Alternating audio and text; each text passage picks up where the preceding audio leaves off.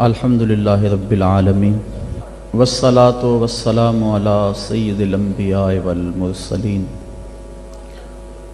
قال اللہ تعالی وتبارک فی القرآن المجید والفرقان الحمید بسم اللہ الرحمن الرحیم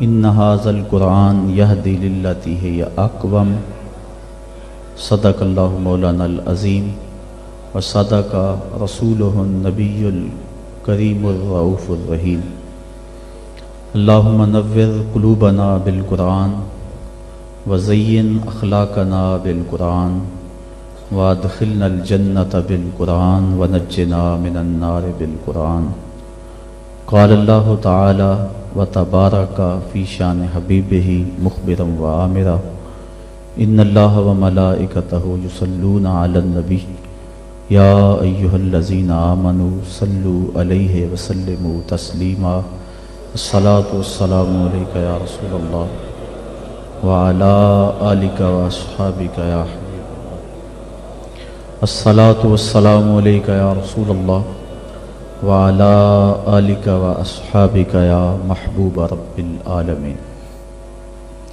تمام حمد و ثنا، تعریف و توصیف اللہ جل مجدہ الکریم کی ذات پاک کے لیے جو خالق کائنات بھی ہے اور مالک شش جہات بھی۔ اللہ جل وعلا کی حمد و ثنا کے بعد حضور نبی اکرم شفیع امم رسول محتشم نبی مکرم اللہ کے پیارے امت کے سہارے رب کے محبوب دانائے غیوب مالک رقاب امم فخر عرب و عجم والی کون و مکان سیاہ لا مکان سید انس و جاں سرور لالا رخاں نیر تاباں سر نشین مہوشاں ماہ خوباں شہنشاہ حسینہ تتمہ دوراں سر خیل زہرہ جمالا جلوائے صبح ازل نور ذات لم یزل باعث تکوین عالم فخر آدم و بنی آدم نیر بطحا رازدار ما اوہا شاہد ما تغا صاحب علم نشرہ معصوم آمنہ احمد مجتبی حضرت محمد مصطفیٰ صلی اللہ علیہ وسلم کے حضور ناز میں اپنی محبتوں کا نیاز پیش کرنے کے بعد واجب الاحترام برادران اسلام السلام علیکم ورحمۃ اللہ وبرکاتہ۔ قرآن مجید کے حوالے سے آج گفتگو میں نے آپ کے گوش گزار کرنی ہے۔ اللہ تعالیٰ جل شانہ کے محبوب علیہ السلام کے سینے پہ اترنے والی کتاب قرآن مجید وہ بابرکت کتاب ہے جس کا ایک ایک حرف نور اور روشنی سے بھرا ہوا ہے۔ اس کتاب میں ہدایت ہے اور اس کو کتاب ہدایت بھی کہا گیا، رشد و ہدایت کا سرچشمہ ہے۔ اس کتاب سے وابستگی اختیار کرنے والے دنیا کے اوپر سرخرو ہوتے ہیں۔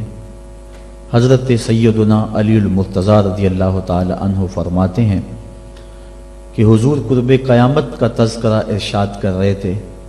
میں نے عرض کی حضور قرب قیامت کے فتنوں سے پھر بچنے کی صورت کیا ہوگی؟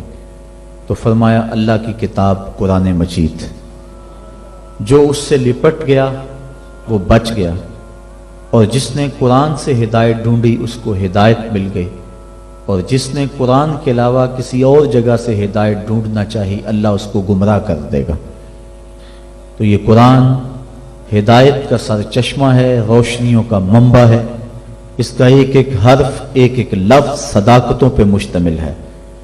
دنیا کی کوئی کتاب ایسی نہیں جس کے بارے میں یہ دعویٰ کیا جا سکے کہ اس میں غلطی کا امکان نہیں۔ بڑے سے بڑا مصنف بھی کتاب لکھتا ہے تو اس کی ابتدائیے میں یا اس کے آخر میں یہ بات ضرور لکھتا ہے کہ میری کتاب میں کسی طرح کی کوئی غلطی پائیں تو مجھے مطلع کر دیں تاکہ آئندہ اس کی اصلاح کی جا سکے۔ لیکن قرآن وہ ہے کہ کھولو تو پہلی بات یہ ملے گی ذالک الکتاب لا ریب فیہ، کوئی غلطی ہے تو بتاؤ، اس میں غلطی نام کی گنجائش تک نہیں۔ یہ صرف دعویٰ قرآن کا ہے، اور قرآن کے علاوہ کسی کتاب کے بارے میں آپ کو یہ دعویٰ نہیں ملے گا۔ حضرت امام شافعی رحمۃ اللہ تعالی علیہ نے ایک کتاب لکھی اور ایک شاگرد کو کہا کہ اس کو میرے سامنے پڑھو. جب اس نے پڑھا تو آپ اس کی کئی غلطیوں پر متنبہ ہوئے کہ اس لفظ کی بجائے یہ لفظ ہوتا تو کیا خوب تھا، اس حرف کی بجائے یہ حرف ہوتا تو کیا اچھا تھا. تغیر و تبدل کرتے رہے. اگلے دن فرمایا پھر پڑھو. اس نے پھر پڑھا، پھر نئی غلطیوں پر متنبہ ہوئے. اس طرح 70 مرتبہ وہ کتاب آپ کے سامنے پڑھی گئی. 70 مرتبہ اس کی غلطیوں پر مطلع ہوئے. پھر اس کے بعد فرمایا دا ہو، چھوڑ دو، شافی کی کتاب اس قابل نہیں ہے کہ اس میں غلطی کی گنجائش نہ رہے. یہ اعزاز صرف اللہ کی کتاب قرآن مجید کو حاصل ہے کہ اس میں غلطی کی گنجائش اور غلطی کا امکان موجود نہیں ہے. یہ صرف کتاب اللہ ہے قرآن مجید کہ جس میں غلطی کا امکان تک نہیں ہے. اور دنیا کے بڑے بڑے دانشور، دنیا کے بڑے بڑے ادیب، شاعر، ان کو بطور تحدی یہ کہا گیا اگر اس کتاب میں تم شک پاتے ہو جو ہم نے اپنے بندہ خاص پہ نازل کی تو اس کی مثل ایک صورت ہی لا کے دکھاؤ. تو پھر آج تک کوئی نہیں لا سکا. ممکن ہی نہیں ہے. ممکن ہوتا تو کوئی ضرور محنت کرتا. الاتقان فی علوم القرآن کے اندر امام سیوطی لکھتے ہیں اگر قرآن کی مثل لایا جانا ممکن ہوتا تو بدر اور احد کی لڑائیاں نہ ہوتی. سیدھی سی بات تھی کہ قرآن کی مثل لے آتے، لیکن قرآن کی مثل ممکن ہی نہیں. اگر کوئی نظم جوڑنے کی کوشش بھی کرے تو وہ بے تکے لفظ ہوں گے. قرآن کی معنویت اور قرآن کی عظمت کو کوئی چھو بھی نہیں سکتا. جس طرح کہ پچھلے دنوں کے اندر ڈاکٹر شروش نے الفرقان الحق کے نام سے 7 سال کی محنت سے ایک کتاب تیار کر کے دعویٰ کیا کہ میں نے قرآن کے مقابلے میں یہ کتاب لوگوں کو پیش کی ہے. یہودی لابی اس کتاب کے فروغ کے لیے کروڑوں ڈالر صرف کر رہی ہے. انٹرنیٹ پہ وہ کتاب آپ کو دستیاب ہوگی. میں نے بھی اس کی پہلی سورت جس کا نام اسے رکھا ہے سورۃ البسم اللہ، اس کو دیکھا ہے تو مجھے متنبی یاد آ گیا. متنبی نے بھی کسی دور میں کوشش کی تھی قرآن کا مقابلہ کرنے کی. اور قرآن مجید کی ایک بڑی معروف سورت ہے القاریہ مل قاریہ وما ادراک مل قاریہ. کھڑکھڑانے والی، کانوں کے پردوں کو چیر دینے والی وہ گونج اور وہ گرج اور وہ آواز، انسان سراپا حیرت ہے. پھر کہا مل قاریہ، وہ کڑک کیا ہے؟ انسان پھر بھی سر جھکائے ہوئے، سمجھ، ہوش، خرد، فہم و ادراک سے بالا ہے. پھر کہا وما ادراک مل قاریہ، اپنے علم پہ ناز کرنے والے انسان تجھے کیا پتا کہ وہ قاریہ کیا ہے. یہ ہے قرآن کا اسلوب. اب متنبی نے بھی کوشش کی. اب وہ کہتا ہے الفیل مل فیل وما ادراک مل فیل، اور کہتا ہے میں قرآن کا مقابل لے آیا. فیل عربی میں ہاتھی کو کہتے ہیں.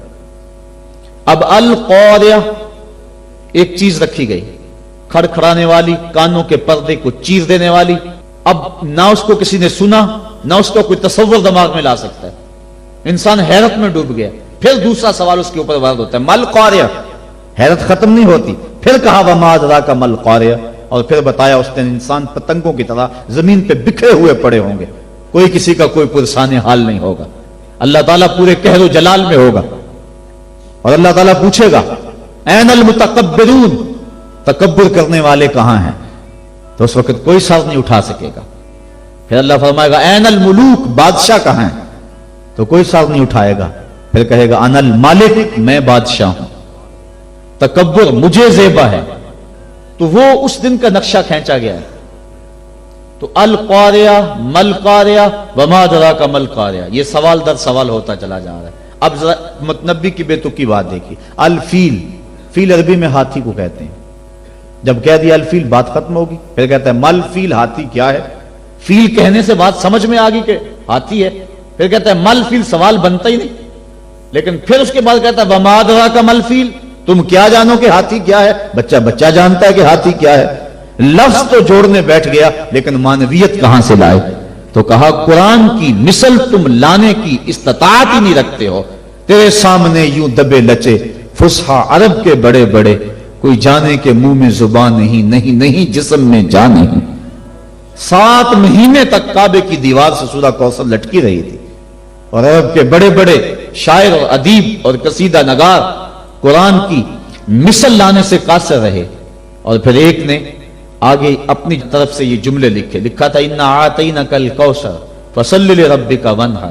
इन्ना शानिअका हुवल अबतर, उसने आगे लिखा मा हाज़ा कलामुल बशर, ये किसी बशर का कलाम नहीं, वरना इसका मुकाबला हम जरूर लाते। दूर दराज से एक शायर आया, उसने देखा, आश्चर्य कर उठा, लेकिन जब इस चौथे जुमले पे आया तो हैरान हो गया। उसने चौथे जुमले पे लकीर खींची और आगे लिखा वलाकिन हाज़ा कलामुल बशर, ये पहले तीन किसी बशर के नहीं, चौथा किसी बशर का ही है। ये कुरान का एजाज है कि कुरान की मिसल का लाया जाना मुमकिन नहीं है। कुरान की अखबार व अखबार गैबिया, कुरान ने जो कहा उसकी सदाकतें हर्फ बहरफ साबित हो रही। बल्कि उस दौर में अल्लाह ताला ने कुरान मजीद में इरशाद फरमाया तहवील किबला के मुतालिक, सयकूलु सुफहाउ मिनन नास मा वल्लाहुम अन किबलतिहिम अल्लती कानू अलैहा, अनकरीब बेवकूफ कहेंगे कि तुम्हें किबले से किसने फेर दिया। यह कुरान ने खबर दी और यह इतराज यहूदियों ने उठाना था। अब कुरान ने कहा अनकरीब बेवकूफ कहेंगे कि तुम्हें किबले से किसने फेर दिया। पहले बैतुल मुकद्दस की तरफ मुंह करके नमाज पढ़ते थे, अब काबतुल्लाह की तरफ मुंह करके नमाज पढ़ते हो, तो किसने फेरा, क्यों तुम मुझसे फिर गए, ये इतराज करेंगे। ये अल्लाह ताला ने कुरान मजीद में बयान फरमाया। अब उन्होंने अभी इतराज किया नहीं, अभी इतराज करेंगे, कुरान ने पहले बयान कर दिया। और यहूदी इस्लाम की मुखालफत में एड़ी चोटी का जोर लगाते थे और कोशिश करते थे कोई मौका खाली ना जाए। अब ये उनके लिए मौका था। कुरान ने कहा था अनकरीब कहेंगे बेवकूफ कि तुम्हें किबले से किसने फेरा। तो ये किसने कहना था, यहूदियों ने कहना था। यहूदी कहते ही ना, उनके दिल में इतराज आता भी तो जुबान पे ना लाते और फिर कहते लोग, कुरान ने तो कहा था कि लोग कहेंगे, हम नहीं कह रहे, लिहाजा कुरान की बात गलत हो गई। ऐसा हो सकता था।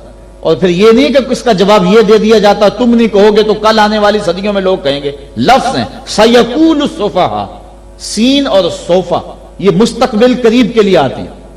ये नहीं है कि दूर जाके कहेंगे, अनकरीब कहेंगे। सयकूलो अनकरीब कहेंगे, तो वो अगर ना कहते रुक जाते और फिर कहते ये देखो कुरान ने कहा कि अनकरीब कहेंगे, अब कौन कह रहा है, कहना तो उन्होंने नहीं था, तो अपनी जुबान को रोक लेते, लेकिन रोक नहीं सके। ये कुरान की सदाकत है, जो उन्होंने कहना था कुरान ने पहले ही बयान कर दिया। और एक आज भी बात है, अल्लाह ताला ने यहूदियों के बारे में कुरान में बयान फरमाया कि ये बड़ी बातें करते हैं, लेकिन कुरान कहता है कि ये मौत की आरज़ू नहीं कर सकते। वलन यतमन्नौहु अबदा, आज ही नहीं, कल ही नहीं, कभी भी क़यामत तक ये मौत की आरज़ू नहीं कर सकते। आज इस्लाम को झुठलाने के लिए कितनी कोशिशें हो रही हैं और इस्लाम की तकजीब करने के लिए और मुसलमानों को मिटाने के लिए क्या कुछ हो रहा है। कुरान मजीद की आयत उनको भी नजर आती है तो वो तमन्ना कर लें किसी फोरम पे आके कि कुरान तो कहता है यहूदी मौत की आरज़ू नहीं कर सकते, हमें मौत की तमन्ना है, हम मरना चाहते हैं, हमारे दिल में उमंग है मरने की। वो किसी फोरम पे आके ये बात कहें और कहें कि देखो कुरान ने तो कहा था कि तुम कभी आरज़ू नहीं कर सकते, हम तो आरज़ू कर रहे हैं। लेकिन ना उन्हें कल उस बात की तौफीक हुई थी जो कुरान ने सयकूल सुफहा के अंदर कहा, और ना कयामत के अंदर इस बात की तौफीक हो सकती है। ये कुरान की सदाकत है, कुरान की सदाकतों का मुंह बोलता हुआ सबूत है कि कयामत तक कुरान की सदाकतों का सूरज चमकता रहेगा और इस सूरज को कोई भी गदला नहीं सकता, धुंधला नहीं सकता, इसकी रोशनी को कोई मात नहीं कर सकता। ये अल्लाह की वो सच्ची किताब है, अल्लाह की वो पाकीज़ा और मुताहर किताब है जो हुज्जत भी है और ज़ाब्ता-ए अखलाक भी है और ज़ाब्ता-ए हयात भी है। दुनिया के ऊपर जितनी भी किताबें नाज़िल हुई हैं वो ज़ाब्ते तो हैं लेकिन हुज्जत नहीं है। लेकिन हमारे नबी, हमारे आका मौला सल्लल्लाहु अलैहि वसल्लम के ऊपर जो किताब नाज़िल हुई है ये हुज्जत भी है, दलील भी है। हुजूर का सबसे बड़ा मुअज्जा जो हुजूर को अता किया गया वो कुरान मजीद है। एक ज़ाब्ता ज़हन में रख लें फिर बात आगे चले।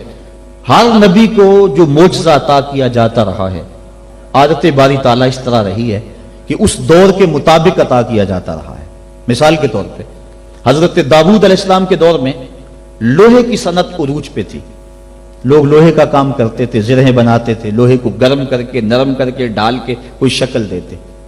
तो उस दौर में अल्लाह के नबी को जो मुअज्जा दिया गया इसी कबील का दिया गया कि वो लोहे को हाथ में लेते, मोम की तरह नरम हो जाता। लोगों को तो गर्म करके नरम करना पड़ता, अल्लाह का नबी यूं ही उसको नरम फरमा लेता। तो ये चीज बतौर मुअज्जा अता कर दी गई। हजरत यूसुफ अलैहिस्सलाम के दौर में हुस्न का चराग गली गली जल रहा था, अल्लाह ने अपने नबी को मुअज्जा हुस्न अता फरमाया। हजरत मूसा अलैहिस्सलाम का दौर देखिए, जादूगरी का फन उरूज पे था, नुक्ता कमाल पे था, घर घर जादूगर पाए जाते थे। اللہ کے نبی کو جو معجزہ دیا گیا وہ کرشماتی عصا تھا، جو کبھی چھوٹا ہو جاتا ہے، کبھی بڑا ہو جاتا ہے، کبھی پتے جھاڑتے ہیں، کبھی بکریاں ہانکتے ہیں، کبھی ضرورت ہوتی ہے تو اس پہ ٹیک لگا کے کھڑے ہو جاتے ہیں، اور جب احتیاج ہوتی ہے تو وہی سانپ بن جاتا ہے، اژدہا بن جاتا ہے، اور منوں ٹنوں کے حساب سے پھینکی ہوئی رسیوں کو نگل لیتا ہے۔ جب سمٹتا ہے تو عصا کا عصا، نہ قد بڑھتا ہے، نہ وزن بڑھتا ہے، نہ حجم بڑھتا ہے۔ تو چونکہ جادوگری کا دور تھا، جو معجزہ دیا گیا وہ جادوگروں کے فخر کو توڑتا دکھائی دے رہا ہے۔ حضرت صالح علیہ السلام کے دور میں لوگ پتھر سے چیزیں بنانے کے عادی تھے، لیکن اللہ نے جو نبی کو معجزہ دیا وہ پتھر سے زندہ اونٹنی نکال کے دکھا دے۔ حضرت عیسیٰ علیہ السلام کا دور دیکھ لیجئے، یہ طب کے عروج کا دور ہے۔ طب یونانی نے درجہ کمال حاصل کر لیا، ہر مرض کی تدبیر، تشخیص، علاج، معالجہ دریافت کر لیا گیا تھا، لیکن 3 امراض کا ان کے پاس علاج نہیں تھا۔ مادرزاد اندھے کی آنکھوں میں روشنی نہیں بھر سکتے تھے، کوڑی کے جسم کو شفا نہیں دے سکتے تھے، تیسرا ان کے پاس موت کا علاج نہیں تھا۔ اللہ نے اپنے نبی حضرت عیسیٰ علیہ السلام کے ہاتھوں میں یہ تینوں علاج رکھ دیے۔ وہ مادرزاد اندھے کی آنکھوں پہ ہاتھ رکھتے ہیں، اس میں روشنی آ جاتی ہے، کوڑی کے جسم کو ہاتھ پھیرتے ہیں، اس کو شفا مل جاتی ہے، اور مردے کو ٹھوکر مارتے ہیں، وہ اٹھ کے باتیں کرنے لگ جاتا ہے۔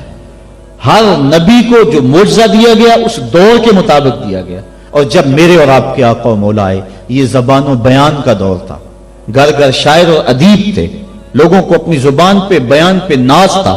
جو سب سے بڑا معجزہ جو حضور کو دیا گیا وہ معجزہ قرآن دیا گیا، اور پھر اس کی حفاظت اللہ نے اپنے ذمہ کرم پہ لی۔ باقی کتابیں بھی تو اللہ کی تھی، لیکن ان کی حفاظت اللہ نے اپنے ذمہ کرم پہ نہیں لی، اس لیے کہ ان کتابوں کے بعد نئی کتاب نے آنا تھا۔ اگر ان میں تحریف رات آ جاتی ہے، ان میں کمی بیشی ہو جاتی ہے، تو نئی کتاب آ کے اس خلا کو پورا کر دے گی۔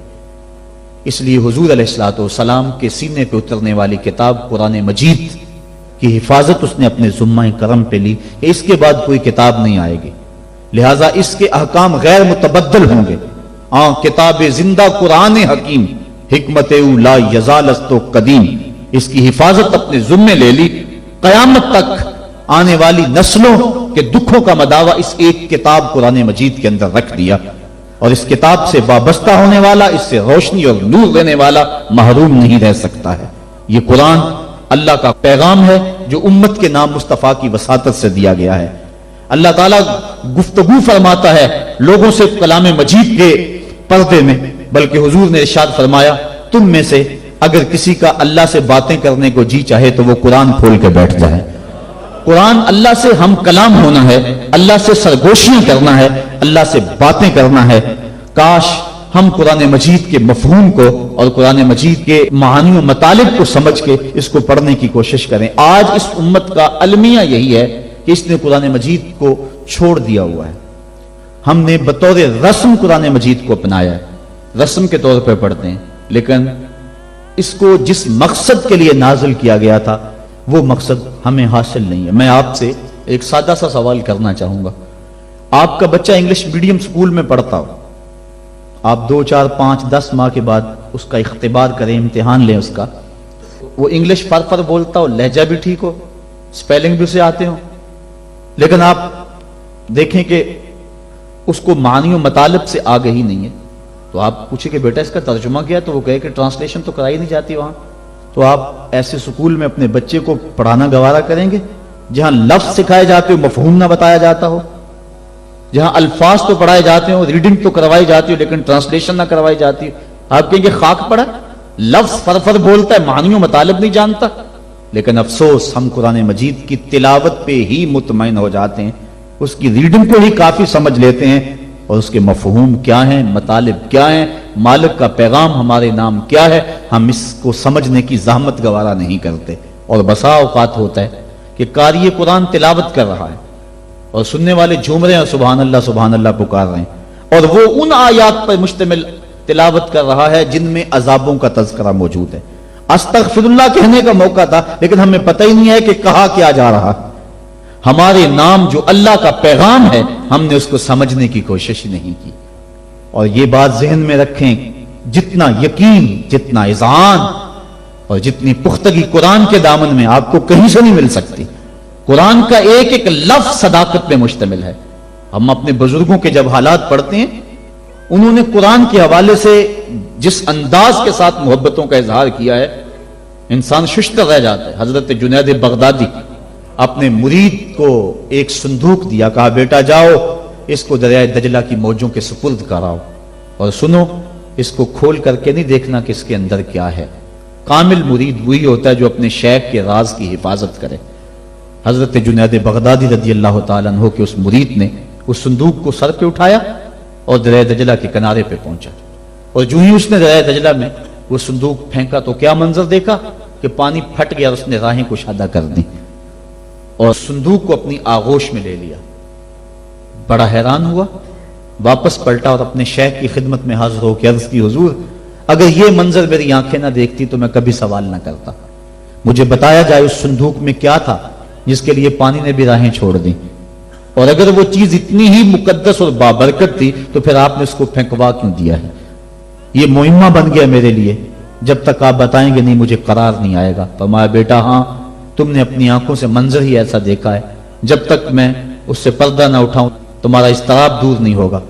کہا سنو، میں نے 12 سال کی محنت شاقہ سے تصوف کے رموز و غوامض اور اسرار پر ایک کتاب لکھی تھی، اور پھر 12 سال میں اس کی نوک پلک سنوارتا رہا کہ اس کا کوئی جملہ شریعت کے مزاج سے ہٹ کر نہ لکھا گیا ہو، اور پھر 12 سال میں سوچتا رہا اس کتاب کو لوگوں تک پہنچاؤں کہ نہ پہنچاؤں۔ آج 36 سال بیت گئے ہیں، میں نے سوچا ہے قرآن کے ہوتے ہوئے لوگوں کو جنید کی کسی کتاب کی ضرورت نہیں ہے۔ یہ وہ کتاب تھی جو میری 36 سال کی کمائی تھی، میں نے دریا برد کر دی ہے کہ قرآن کے ہوتے ہوئے لوگوں کو جنید کی کسی کتاب کی ضرورت نہیں ہے۔ اتنی کافی ہے، اتنی وافی ہے، شفا دیتی ہے، روشنی بانٹتی ہے، نور دیتی ہے، ایک ایک حرف صداقتوں پہ مشتمل ہے۔ اس کے ہوتے ہوئے اللہ اکبر، قرآن بھی کہہ رہا ہے فَبِأَيِّ حَدِيثٍ بَعْدَهُ يُؤْمِنُونَ، قرآن کے بعد اب کس کا انتظار کر رہے ہو؟ اور آقا کریم صلی اللہ علیہ وآلہ وسلم نے بھی ارشاد فرمایا انی تارکن فیکم الثقلین کتاب اللہ حبل ممدود من السماء الی الارض وسنت نبیہ، میں تمہارے اندر 2 چیزیں چھوڑے جا رہا ہوں، مضبوطی سے تھام لو، کبھی گمراہ نہیں ہوگے، ایک اللہ کی کتاب اور ایک نبی کی سنت۔ کتاب دین کی تھیوری ہے اور سنت اسلام کا پریکٹیکل ہے۔ اگر کسی نے تھیوری دیکھنی ہے تو قرآن کو دیکھ لے، اگر پریکٹیکل دیکھنا ہے تو نبی کی زندگی کو دیکھ لے۔ حضرت ام المومنین حضرت عائشہ صدیقہ رضی اللہ تعالی عنہا فرماتی ہیں کان خلقہ القرآن، قرآن حضور کے اخلاق کا ہی نام تھا۔ حضور کے خلق کو دیکھنا ہو تو قرآن کو دیکھ لو، قرآن کا عملی ثبوت دیکھنا ہو تو مصطفیٰ جامع رحمت کو دیکھ لو۔ تو قرآن ہماری ضروریات کی کفالت کرتا ہے، کاش کہ ہم اس کو اس نظر سے دیکھیں جس نظر سے دیکھنے کا تقاضا اس قرآن کا ہے۔ ہم نے اس کو طاقوں میں سجا لیا، اس کے اوپر ریشمی غلاف چڑھا لیے، اس کو خوشبو لگا لی، اس کے اندر مور کے پر رکھ لیے، اور اس کو ہم نے اونچی جگہ پر رکھا، ہم نے اس کے نام کی قسمیں بھی کھائیں، لیکن قرآن مجید کے نزول کا جو بنیادی مقصد ہے وہ ہم حاصل نہ کر پائے۔ اس بات کا انکار نہیں ہے کہ قرآن مجید کی تلاوت کر کے مرنے والوں کی روح کو اصال ثواب کیا جائے تو ان کی قبر میں نور اترتا ہے، اس کے شواہد موجود ہیں، اس بات کا بھی انکار نہیں۔ قرآن مجید کے الفاظ دم کر کے کسی کو پانی پلائیں تو اس کی بیماریاں صاف ہوتی، اس کا بھی انکار نہیں کیا جا سکتا کہ قرآن مجید کہ نور کے مقابلے میں کوئی ناری مخلوق، کوئی جن بھوت، کوئی ایسی چیز نہیں ٹھہر سکتی۔ اس بات کا انکار بھی نہیں کہ اپنے گھر میں، اپنی دکان پہ، اپنے مکان پہ، اپنی فیکٹری میں قرآن مجید کی تلاوت کرو، وہاں برکت ہوگی، رزق میں فراوانی ہوگی، فرشتوں کی قطاریں لگ جائیں گی، رحمت کا نزول ہوگا، اس کا بھی انکار نہیں ہے۔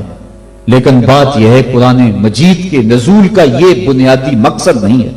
قرآن مجید نازل اس لیے نہیں ہوا۔ علامہ اقبال نے بڑی خوبصورت اور ستھری تنقید کی ہے، وہ کہتے ہیں بندے صوفی و ملا اسیری حیات از حکمت قرآن گیری با آیاتش ترا کار جزی نیست کہ از یاسین او آساں بمیری۔ وہ کہتے ہیں تو صوفی اور خشک ملا کے ایسے پھندے میں پھنسا کہ تو نے قرآن سے زندگی تلاش نہیں کی۔ تجھے قرآن کی آیتوں سے صرف اتنا ہی کام ہے، جب مرتے ہوئے تیرے بوڑھے کی روح اٹک جائے تو تو سورہ یاسین پڑھ کے اس کی روح کو آسانی سے نکالنے کے لیے قرآن کو ہاتھ میں لیتا ہے۔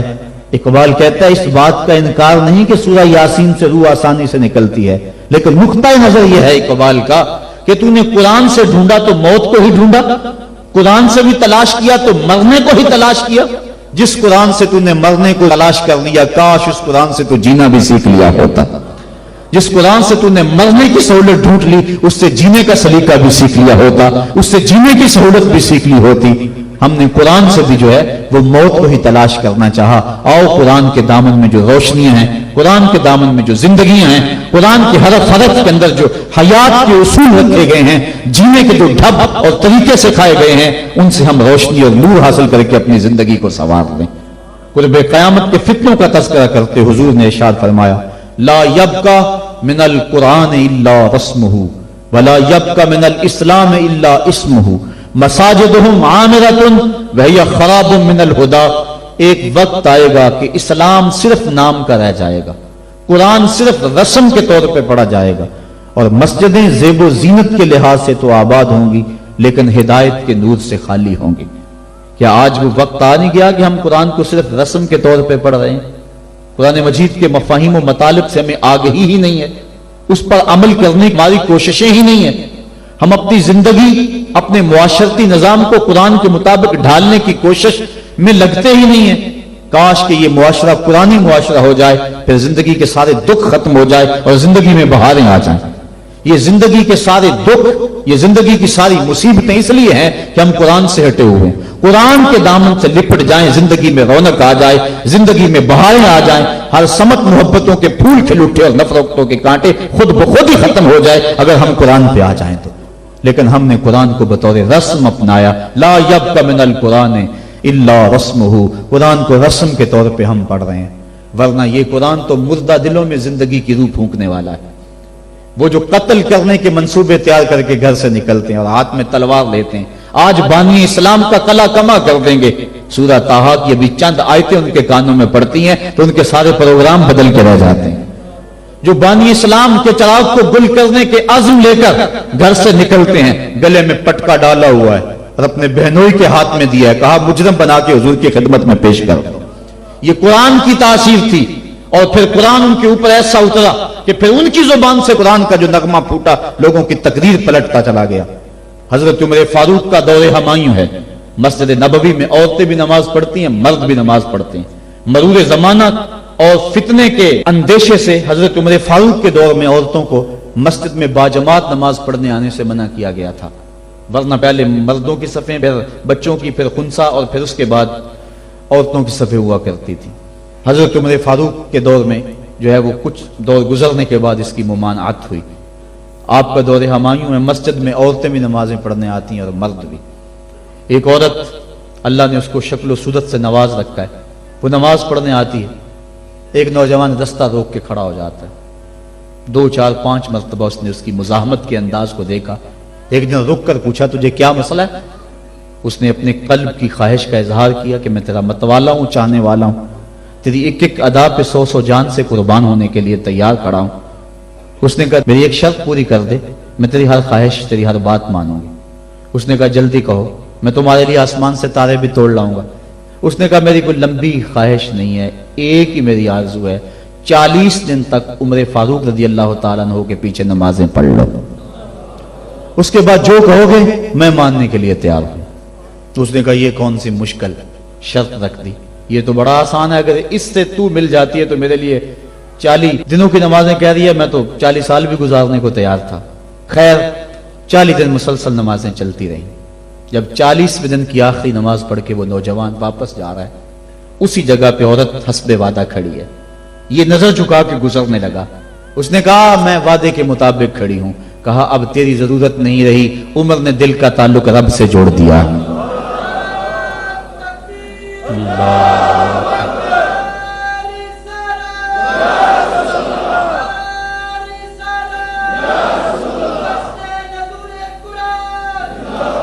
اگر ہم 40 سال ہمارے پیچھے لوگ نمازیں پڑھتے رہیں اور उनमें तब्दीली ना आए तो फिर हमें सोचना चाहिए ना, मुझे सोचना चाहिए कि 40 साल हो गए एक बंदा मेरे पीछे नमाज पढ़ रहा, उसमें तब्दीली नहीं आ रही। 40 दिन नमाज पढ़ी, कुरान दिल से निकला और जुबान के जरिए से दिल में पैवस्त हो गया, दिल की दुनिया बदल गई। काश के वो लोग दोबारा मनसा शहूद पे आ जाएं और वो लोग दोबारा मुसल्लों की जीनत बन जाएं, जिनके लबों से कुरान जब निकलता है तो फरिश्ते भी आफरीन आफरीन करते हैं, और कुरान दिलों पे असर करता है और दिलों के जंग उतरते हैं और रूहों को करार मिलता है। आज उम्मत के लिए इब्तला और आजमाइश के मरहले तवील से तवील तर होते चले जा रहे हैं। उसका एक सबब यह है कि जो उम्मत के रहनुमा हैं वो दर्द की दौलत से खाली हैं। वाइज़े कौम की वो पुख्ता ख्याली न रही, बरके तबई न रही, शोला में काली न रही, रह गई रस्म आज़ां रूह बिलाली न रही, फलसफा रह गया तलकीन ग़ज़ाली न रही, मस्जिदें मरसिया खाएं कि निमाजी न रहे, यानी साहिबे औसाफ वो हिजाजी न रहे। आज हमारे अंदर कुछ नहीं रहा, दमखम ही नहीं रहा, वरना इस उम्मत का बिखरा हुआ शिराजा आज भी मुत्तहिद हो सकता था। आज पूरी उम्मत जिस तरह धक्के खा रही है, किसके सामने नहीं है हालात। कभी हमारा किरदार लोगों को जिंदगी की राहें दिखाया करता था, आज हमें देख के लोग दीन से बदसन होते चले जा रहे हैं। हजरत नबी रहमत सल्लल्लाहु अलैहि वसल्लम की सीरत में मुश्तमिल एक किताब लिखी गई है, अरब का चांद, और उसका राइटर है स्वामी लक्ष्मण प्रसाद, इंडिया का रहने वाला है। उसने हुजूर की सीरत पर 200-250 सफ़ात पर मुश्तमिल किताब लिखी।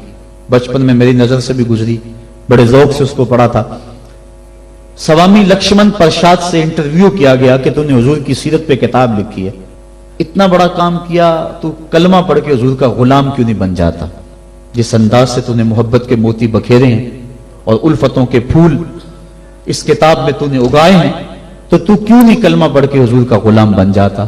तो लालू का जवाब सुनिए, हमारी आंखें खोल देने के लिए काफी है, और इतना जन्नाटेदार तमाचा है, अगर हम महसूस करें तो सदियों उसकी कसक न जाए, अगर ना महसूस करें तो वो एक गाड़ी के पीछे लिखा था, अकल ना हो तो मौजे ही मौजा, लेकिन अगर समझने की बात हो तो इतनी बड़ी तंबीह है कि पांव के नीचे से जमीन निकल जाती है और हमें अपने वजूद से शर्म आती है, हमारे जिस्म का एक एक रवा पसीने से शराबूर हो जाता है। स्वामी लक्ष्मण प्रसाद ने जवाब दिया, कहा जब मैं हुजूर की सीरत लिखने बैठा, बड़ी बड़ी उम्महात कुतुब सीरत को पढ़ा और उसके नतीजे में मैंने ये किताब तैयार की है। हुजूर की सीरत के रोशन गोशे और हुजूर की जिंदगी के दरख्शां बाब जब मैंने देखे तो ये जज्बा मेरे दिल में अंगड़ाइयां लेने लगा कि मैं देर क्यों करता हूं, हुजूर का गुलाम क्यों नहीं बन जाता। लेकिन जब मैं मुसलमानों के किरदार को देखता हूं तो मैं कहता हूं मैं हिंदू ही ठीक हूं। हमारा किरदार लोगों के ईमान के रास्ते में रुकावट बना हुआ है। जब अमेरिका के खिलाफ नारे लग रहे थे, उन नारे लगाने वालों में मैं भी शामिल था, लेकिन एक बात मैंने कही थी, मैंने कहा आज हम दुनिया की इस ताकत के साथ टक्कर देने की बात तो करते हैं, लेकिन हमने कभी अपने किरदार को झांक करके भी देखा? जिस बस्ती, जिस शहर और जिस मुल्क की हालत यह है कि वाटर कूलर के ऊपर लगे हुए जो गिलास हैं वो भी जंजीरों से बांधे हुए हों, वो कौम अमेरिका जैसी कौम से टक्कर नहीं कर सकती है। मस्जिदों की लैटरीनों के गंदे लोटे भी संगलियों से बांधने पड़े। जिस कौम का यह किरदार है, क्या वो कौम पनप सकती है, जहान में नशो नमा पा सकती है? हम तो इस कदर गिरावट का शिकार हैं, हम इस कदर गिरे हुए हैं कि हमारी लैटरीनों के गंदे लोटे वो भी बांध के रखने पड़ते हैं, वरना हम इतने चोर हैं कि वो भी उठा के ले जाएं। तो जिस कौम का यह हाल हो, वो कौम क्या दुनिया की ताकतवर कौमों की आंखों में आंखें डाल के बात कर सकती है? आज हमारा अलमिया यही है, हमारे पास सब कुछ है, लेकिन हमारे पास वो ईमान की हरारत नहीं रही, वो दयानत नहीं रही, वो रोशनी और वो नूर नहीं रहा, वो हमारे पास वो उजाले नहीं रहे। कुरान ने हमें जो जिंदगी गुजारने का ढब दिया है, हमारे पास वो ढब नहीं रहा। हमारी जिंदा लाशें लोगों के ईमान के रास्ते में रुकावट बनी हुई है, वरना हम अपने सदर इस्लाम में देखते हैं और बाद की कहानियां पढ़ते हैं तो दंग रह जाते हैं। इमाम मोहम्मद का जनाजा उठता है तो एक यहूदी आगे बढ़ के जनाजे की चारपाई को कंधा देने की ख्वाहिश करते हुए आगे बढ़ता है, और जो ही कंधा इमाम मोहम्मद के जनाजे की चारपाई पे छूता है तो उसके लबों पे कलमा जारी हो जाता है। ہمارے بزرگوں کی لاشیں بھی دین دیا کرتی تھی، ان کی میتیں بھی لوگوں کو کلمہ دیا کرتی تھی، اور ہماری زندہ لاشیں لوگوں کو اسلام سے ہٹا رہی ہیں۔ میں نے اور آپ نے اپنے رویے کو دیکھنا ہے، اپنے عمل پہ غور کرنا ہے، علماء نے اپنے منصب کو دیکھنا ہے، جو صوفیاء اعظام ہیں، مشائخ ہیں، انہوں نے اپنے منصب کو دیکھنا ہے، اور جو عوام ہیں انہوں نے اپنے منصب کو دیکھنا ہے۔ تیرے صوفے ہیں فرنگی، تیرے کالی ہیں ایرانی، خون کے آنسو رلاتی ہے جوانوں کی تن آسانی، ہر کوئی مست مئے ذوق تن آسانی ہے۔ تم مسلمان ہو یہ انداز مسلمانی ہے، حیدری فقر ہے نئے دولت عثمانی ہے، تم کو اسلاف سے کیا نسبت روحانی ہے، وہ معزز تھے زمانے میں مسلمان ہو کر، تم خار ہوئے ہو تارک قرآن ہو کر۔ ہماری ذلت، ہماری پستی، ہماری زبوحالی کی وجہ یہ ہے کہ ہم نے قرآن سے ناطہ توڑ لیا ہے۔ آئیے قرآن سے ٹوٹا ہوا ناطہ دوبارہ جوڑیں اور صحیح معنوں میں مسلمان بن جائیں۔ جب صحیح معنوں میں مسلمان بن جائیں گے تو دنیا کی بڑی طاقتیں ہمارے سامنے خم ہو جائیں گی۔ ہم تو 313 ہو کے نہیں دبے تھے، اب تو دنیا کی ایک بہت بڑی قوت ہے اہل ایمان۔ تو آئیے ہم قرآن مجید سے اپنے رابطے کو مضبوط تر کریں اور قرآن مجید کی جو تعلیمات ہیں ان تعلیمات کو اپنے معاشرے میں نافذ کرنے کی کوشش کریں۔ دیکھیے ہمارا معاشرہ اس وقت جس بد امنی کا شکار ہے، اور جو مالی وسائل اس وقت ہمارے پاس موجود ہیں اور آسائشیں اللہ کی طرف سے اس وقت برس چکی ہیں ہمارے اوپر، اس کے باوجود ہر طرف بے یقینی، بے نوری اور عدم اطمینان، اس کی بنیادی وجہ چونکہ طمانیت دولت میں نہیں ہے، یہ بات ذہن میں رکھیں، طمانیت لمبی گاڑیوں میں نہیں ہے، سکون کی دولت خوبصورت عورت کے پہلو میں نہیں ہے، طمانیت تمہیں ملے گی تو اللہ کی یاد میں ملے گی، طمانیت ملے گی تو ذکر الہی میں ملے گی، طمانیت تمہیں ملے گی، سکون کی دولت ملے گی تو قرآن کے دامن سے ملے گی۔ آج اتنا کچھ ہونے کے باوجود بھی رسوائیاں ہمارا مقدر ہیں، ذلت ہمارا مقدر ہے، اور آج ہمارا وجود امت مسلمہ کے لیے ایک داغ کی حیثیت رکھتا ہے۔ یہ ایک ایسا دکھڑا ہے کہ میں کس انداز سے اس بات کو آپ کے سامنے رکھوں، یہ اندر کی کیفیت ہے۔ اللہ تعالیٰ اس امت کو کھویا ہوا وقار عطا کر دے اور ہم اس جگہ پہ آ جائیں جس جگہ سے ہٹ کے ہم چلے گئے ہیں۔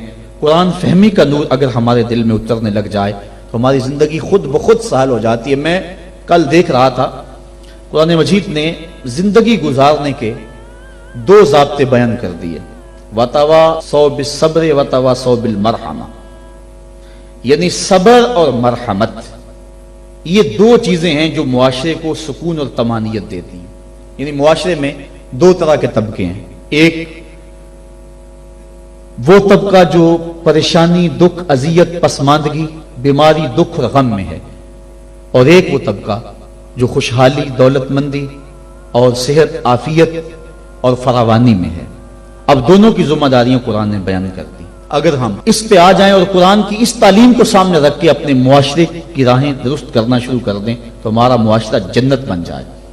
جو بیمار ہے، پریشان حال ہے، دکھی ہے، اس کو قرآن تاکید کرتا ہے تو صبر کر، اور جو خوشحال ہیں، دولت مند ہیں، صحت عافیت سے مالا مال ہیں، ان کو قرآن تاکید کرتا ہے تم رحم کھاؤ۔ اور اگر مصیبت زدہ صبر کی کوشش شروع کر دے، اور جس کے پاس دولتوں کی، عافیتوں کی، صحت کی فراوانی ہے، وہ دوسروں کے دکھ بانٹنا شروع کر دے، تو آپ بتائیں کہ معاشرے کے اندر کتنا حسن پیدا ہو جائے۔ لیکن ہم نے کبھی اس نظر سے دیکھا ہی نہیں۔ عید الفطر کے موقع پہ پچھلے سال اس پر مفصل گفتگو کی تھی، جو احباب وہاں موجود تھے انہیں یاد ہوگا کہ ہماری عید کیا ہوتی ہے۔ ایک طرف تو خوشیوں کے گہوارے ہیں اور دوسری طرف غم کے اندھیرے ہوتے ہیں، اور ہم عید منا رہے ہوتے ہیں۔ ہماری عید جو ہے وہ غریبوں کو، پسماندہ لوگوں کو، پریشان، دکھی اور بیماروں کو، ان کو اپنی خوشیوں میں شامل کرنے کا نام حقیقی عید یہ ہے۔ اپنی خوشیوں کو خرید لینا اور اپنی خوشیوں کا متوالا ہو جانا، یہ ایک مومن کا مزاج نہیں ہے۔ وہ دوسروں کو ساتھ لے کے چلتا ہے۔ عید کے دن کلیجہ پھٹتا ہے جب ایک طرف امیر کا بگڑا ہوا بچہ گولڈن سیب کا ایک کونا کاٹ کے دوسرا کتے کے آگے ڈال رہا ہوتا ہے، اور دوسری طرف بیوہ کا غریب بچہ چھابڑی لگا کے آلو چھولے بیچ رہا ہوتا ہے۔ بچوں کے جذبات تو ایک جیسے ہوتے ہیں، وہ ایک طرح سے سوچتے ہیں۔ ہر بچہ بچپن میں بادشاہ ہوتا ہے۔